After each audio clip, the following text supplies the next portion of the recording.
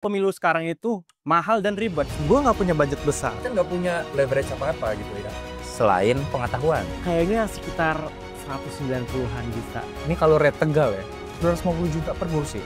Kos politik nggak tentang hanya money politiknya saja. Bukan hadiah, tapi mandat. Opsinya banyak, tapi mereka nggak kenal juga. Semua hanyalah nama. Sangat besar tuh tendensi untuk balik modal. Lingkaran setan? Iya. Tidak ada yang Kita lihat dulu problem partai politik. Reformasi partai politik, pengkaderan terbaik dengan sistem yang terbaik lah. Jadi ruangannya tuh nggak hostile. Mending berasa capek dibanding tidak merasakan apa-apa. Tapi ini soal keberanian. Ayo dong anak muda dilibatkan tidak hanya jadi follower tapi juga jadi aktor. Tapi waktu kita sedikit mas buat perbaikin ini. Tahu dibawa kemana?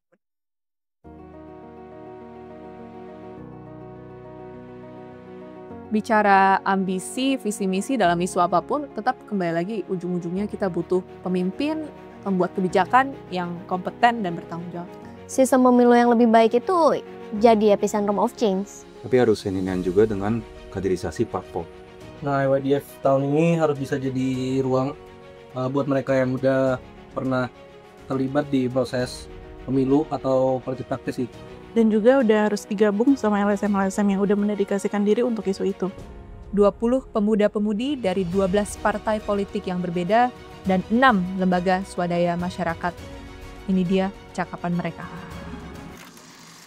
Pemilu sekarang itu mahal dan ribet, sepakat ya? Sepakat, udah mahal, ribet, bikin pusing, Ya.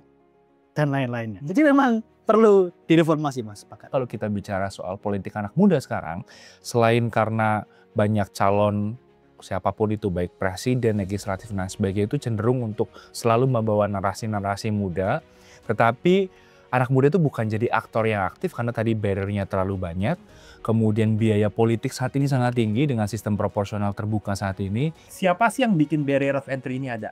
Ya, penyebabnya banyak. Oke. Kalau kita mau nunjuk pointing ke sistem, maka yang harus dibenerin berarti sistem pemilu. Apakah memang sistem pemilu kita repot? Buat perempuan, itu ya, zipper sistemnya ataupun afirmatifnya, atau buat teman-teman disabilitas, metode kampanye kita yang terlalu repot. Gue nggak punya budget besar, dan to be honest ya, maksud gue nggak punya budget besar aja, realitanya mengeluarkan budget besar mas untuk kita turun ke lapangan tiap hari. Say lu keliling dengan 2 atau 3 orang tim lu, which is itu necessary. 1 orang akan bawa APK, alat peraga kampanye, 1 orang mungkin ngevideoin buat konten, dan 1 orang melakukan pendataan. Itu aja dengan metode hemat kayak gitu, dan gue itu di Jakarta 1 hari bisa keluar mungkin 500.000 sampai 1 juta. Belum kita ngomongin biaya produksi APK, pamflet lah. Kos politik nggak tentang hanya money politiknya saja menurut saya mas. Persiapan, konsultan, alat peraga, bentuk canvassing, itu memerlukan dana yang tidak sedikit. Kayaknya sekitar 190-an juta, 190 sampai 200 juta. Wow. Tapi gue nggak bisa bayangin sih kalau yang abisnya sampai MM-an terus belum menang. Lucunya 190 juta ini kalau di gue itu menghabiskan biaya tim, operasional dan lain sebagainya hampir sekitar 3 bulanan. Untuk 3 bulanan, bayangin 3 bulanan. Tapi nggak sengaja gue lihat dan gue tahu ternyata ada satu caleg yang bisa pasang baliho besar yang biayanya 250 juta cuma buat 1 bulan. Ini kalau rate Tegal ya, 250 juta per kursi. Jadi yang lebih parah lagi kan semua harus ke pusat. Artinya kan mungkin secara berjenjang itu ini ada standar. Makanya yang trajektori, tadi kan saya bilang bahwa trajektori saya ya mungkin agak berbeda. Agak berbeda karena pada si pertimbangan khusus tiba-tiba elit partai, again tadi ya kedekatan dan reputasi bersama elit partai memberikan semua kesempatan dan ruang.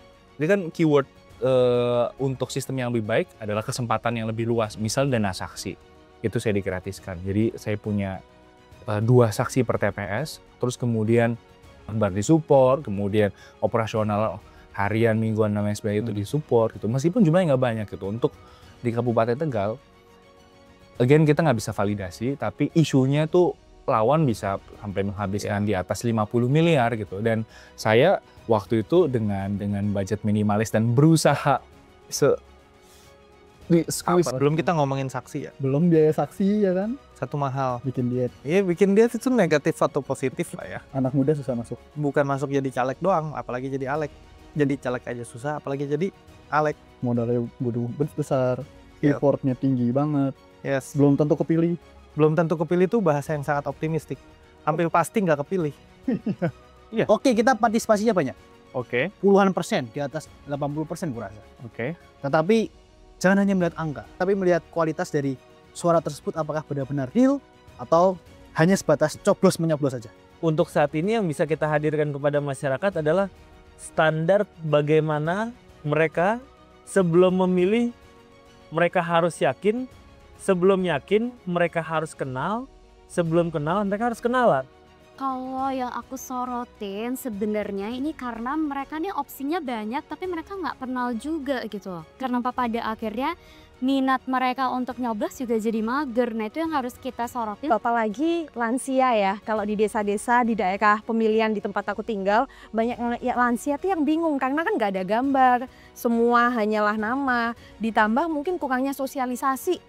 Di waktu yang sempit mereka harus milih 5 calon misalkan dari DPD sampai DPRD paling rendah. Kelelahan politik itu jadi kayak, bayangin aja kita udah pemilu, terus kita harus milih lagi, dan belum lagi kertasnya tuh banyak banget bro. Terus yang paling penting adalah gimana kita tahu dalam waktu singkat semua kandidat itu gagasannya dan program mereka kan. Buat pemilih misalkan warga, buat warga juga rasa-rasanya satu hari mas, kita itu sebagai pemilih kita berhadapan 400-an nama dalam kertas suara yang gede-gede banget itu. Puyeng. Jangan-jangan sebenarnya orang-orang tahu mas, tapi orang-orang mau milih mas bingung mau nyari yang mana nih. Nyarinya susah ya. Nyarinya susah kan. Oke lah kalau nomor urut 1, 2 ya yang emang sering kepilih. Kalau nomor yang anak-anak muda kan kadang-kadang ditaruhnya nomor-nomor udah terakhir-terakhir lah. Yang nomor-nomor pasti kalah itu. Bayangkan saat yang sama ada 60 orang berbicara yang sama, pilihlah aku. Jadi itu tidak ada voice tapi yang ada itu noise. Supaya lebih turun lagi ke masyarakat yang nggak hanya mensosialisasikan gue siapa, nama gue siapa, tapi lebih kepada ya bagaimana sih kemudian mereka nanti ketika di parlemen ini akan ngapain. Kadang kan banyak nih anggota dewan yang nggak ada di dapilnya. Benar, kan? Jadi ketika dicari jawabannya oh lagi nggak ada, lagi di Jakarta or something gitu kan. Karena permintaannya tinggi, voice-nya tidak sampai, maka tidak ada transaksi gagasan di sana. Tadi masuklah tadi hukum ekonomi tadi, makin tinggi permintaan makin tinggi harganya. Bagi calon merasa bahwa mereka harus memberikan sesuatu. Bagi masyarakat yang mungkin dia ngerasa bahwa kehadiran politik itu hanya 5 tahun sekali, sehingga mereka pengen benefit yang langsung bisa dirasakan gitu. Oke. Karena mekanisme akuntabilitas, kemudian interaksi antara yang dipilih dan yang memilih itu nggak berjalan dengan baik selama ini, sehingga budaya yang tidak baik untuk transaksional di dapil dan lain sebagainya itu terjadi karena dinamika yang terus-menerus terjadi. Kalau gue lihat juga selama ini biaya kampanye atau uang yang dihabiskan sama caleg itu tuh nggak pernah ada batasan maksimal. Nah, jadi akhirnya seolah-olah kompetisinya itu makin banyak ngeluarin uang, makin banyak nyebar uang, makin banyak pasang baliho dimanapun, itulah yang menang gitu. Dan semua orang jadinya insecure untuk cari uang sebanyak-banyaknya gitu. Kemarin juga problem utamanya soal dana kampanye ya, selain nggak ada limit yang ditentukan, juga nggak ada transparansi dan akuntabilitasnya gitu. Padahal penting banget ketika orang bisa mengeluarkan segitu banyak research untuk nyalon, artinya ya ketika mereka nanti udah terpilih, sangat besar tuh tendensi untuk balik modal, dan seringkali dalam kasus korupsi yang melibatkan para politisi dan bahkan lebih dari 500 politisi ya di parlemen dari tahun 2011 sampai 2023 yang terkena kasus korupsi, itu kan modus-modusnya untuk mengembalikan modal ya, mengembalikan modal atau justru untuk ngumpulin uang lagi agar bisa maju lagi nih di periode berikutnya. Lingkaran setan. Ya. Tidak ada. Kita akhirnya jadi berpikir bahwa ruang-ruang publik untuk menguji gagasan, ruang-ruang publik untuk menguji soal apa yang mau dia bawa ketika dia akan menjadi parlemen dan lain sebagainya itu seolah-olah hilang. Semuanya yang penting adalah dia paling banyak dilihat. Yang penting adalah dia paling banyak diketahui dan lain sebagainya. Banyak kandidasi-kandidasi di daerah pada saat pilkada. Itu kok banyak sih calon-calon tunggal? Masih banyak sekali. Nah ini kan semacam kita diperlihatkan bahwa ada sebuah skema yang disengaja dan fungsi-fungsi kaderisasi yang tidak berjalan. Padahal itu bisa diisi oleh anak muda yang berpotensi. Kalau kayak gini jadinya, masyarakat jenuh hanya dihadapkan untuk memilih dia atau tidak memilih. Tidak ada kompetisi, kemudian tidak ada debat, dan akhirnya ya ini semacam kartelisasi politik. Saat lo menjadi pemimpin, itulah bukan hadiah, tapi mandat. Mandat adalah apa? Amanah. Amanah yang kita harus kerjakan dengan hati yang bersih dan bertanggung jawab. Agar bisa beramanah, berkualitas, bertanggung jawab, karakternya bagus, kemampuannya bagus. Sekali lagi partai punya peran untuk pendidikan kadernya. Dan untuk yang muda-muda dikasih kesempatan buat gagal, buat nanya. Sekedar nanya aja kan nggak apa-apa dan belajar gitu. Nah itu yang harusnya, jadi ruangannya tuh nggak hostile. Kita lihat dulu problem partai politik hari-hari belakangan ini. Kegagalan partai itu adalah dalam kasus rekrutmen politik. Jadi partai mengkader caleg-calegnya atau anggota-anggotanya untuk bisa menjadi sosok-sosok yang mungkin bisa dirujuk di reference di level nasional. Partai politik ini sekarang lebih banyak diisi oleh dua latar belakang saja. Pertama, mereka yang berasal dari keluarga pengusaha. Kedua adalah mereka yang berasal dari keluarga dinasti politik. Sehingga partai politik itu benar-benar sangat menggantungkan dirinya pada dua resource utama ini. Mereka nggak punya cukup dana logistik, banpolnya rendah kayak gitu ya, hanya sekitar 1,5% saja. Sementara untuk mencukupi kebutuhan minimal partai saja untuk operasionalnya mereka sangat besar. I'm nothing against someone who has nama belakang ya, karena mereka juga tidak memilih untuk itu. Mereka lahir ya udah langsung taken gitu, for granted. Taken for granted gitu, dan mereka dibesarkan dengan nuansa politik ya. Kalau anak dokter dia akan sebenarnya jadi dokter juga gitu.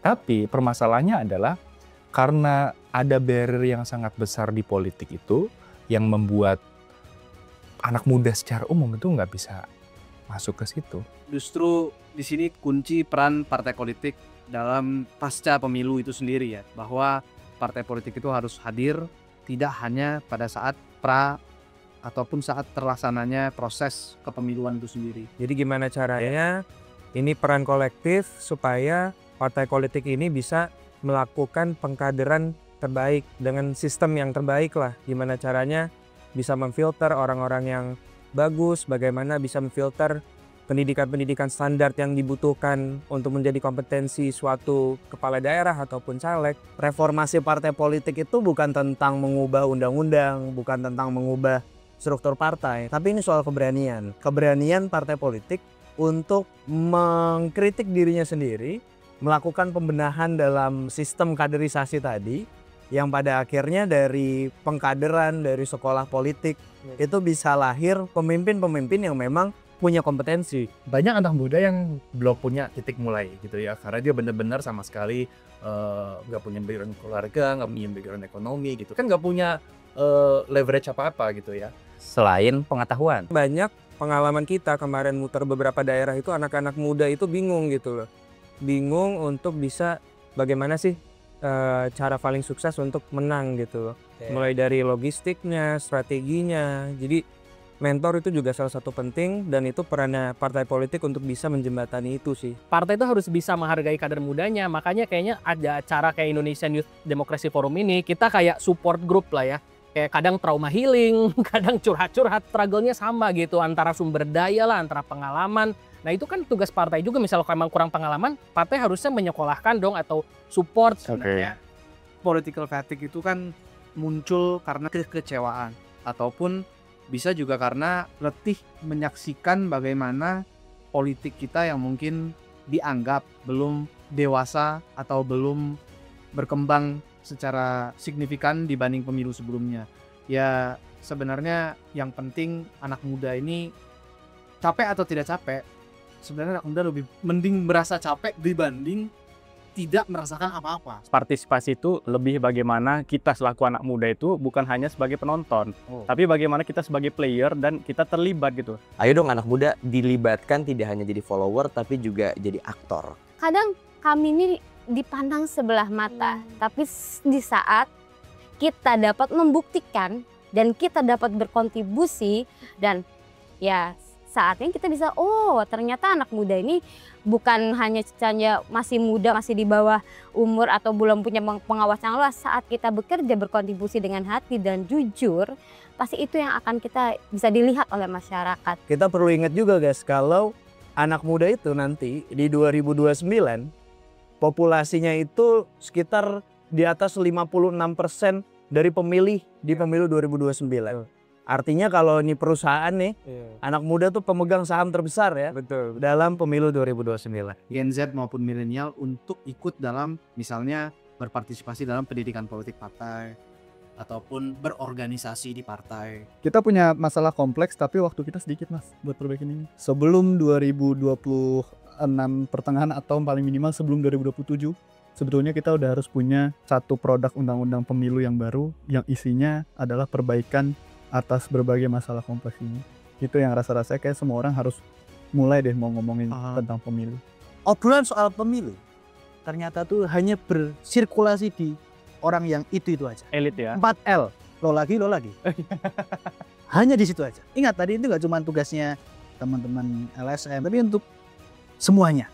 Kalau pengen ada perbaikan terhadap kondisi bangsa ini ke depan dan masyarakat juga perlu tahu bahwa bagaimanapun partai politik dan pemilu adalah jalur yang kita pilih secara konstitusional untuk menyerahkan mandat kita untuk mengelola negara ini. Mau dibawa kemana?